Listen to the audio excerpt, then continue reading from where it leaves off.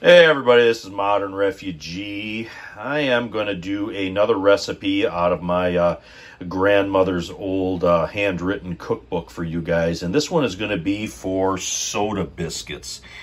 And soda biscuits were the drop biscuit that I remember as a kid. The old timers, they made these all the time. And they didn't roll these out. They just dropped these by spoonfuls on a greased cookie sheet, and then they baked them. I'm going to read the recipe here for you guys. 1 quart of flour, 1 teaspoon of salt, 1 teaspoon of soda, 1 tablespoon of butter, and sufficient sour milk or buttermilk to make a soft dough. And that's what's written there. And that's the ingredients that I have right here. And I'm actually using my dry canned flour. That's part of the reason why I, when I dry can flour, I do it in quart cans.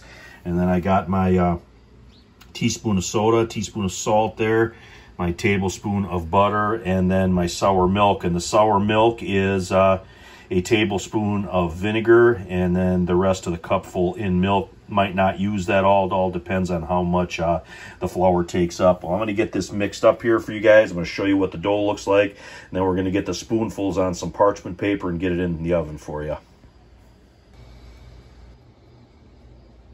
One thing I want to mention real quick here before we get started is you always sift dry canned flour, and this is the reason why right here. When you dry can flour, it's going to get dry and lumpy on you, and you're not going to have a very good product if you leave those lumps in your flour. So you always want to sift this so you get a nice smooth looking flour like this right here. Anyway, we're going to get the rest of these ingredients in here and get it going for you guys.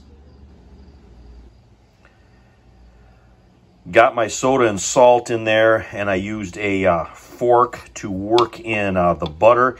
I always remember the old timers using a fork when they made biscuits to get that butter incorporated. Now I'm going to add some of my sour milk here. You can see it's good and chunky, and that's to activate the soda to give you a good fluffy biscuit. We're going to get this mixed in now. I'm going to show you what the final dough looks like. And here is what the dough looks like. Give you a kind of a general idea of the thickness of it. I added all of the cup of sour milk, and then I actually made up a little bit more, and I added another about 3/4 of a cup in here. So this had a cup and 3/4 of milk for that recipe as they had it. And if you notice, my grandmother had written down in there not to a specific amount of milk, because that's going to vary depending on how dry your flour is. But this is about the consistency that you want. You don't want to overwork this dough so your biscuits are tough. Now I'm going to just take a regular big tablespoon, and I'm going to drop a spoonsful of this onto some parchment paper and get it into a 350 oven.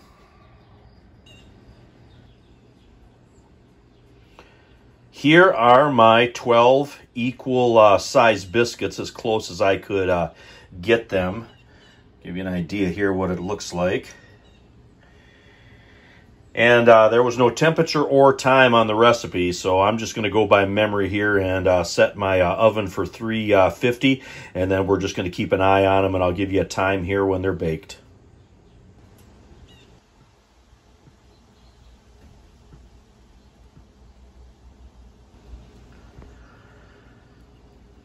All right, these guys were in for 18 minutes, and I'll show you on the bottom here. That's what the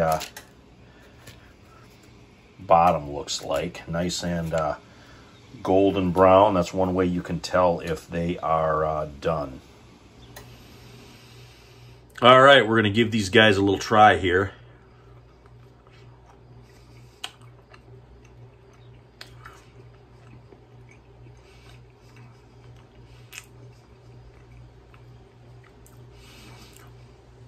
Tastes like the biscuits that I remember. Have these with a little bit of butter or honey, maybe a couple slices of ham cooked in the cast iron right there, and you got yourself a meal.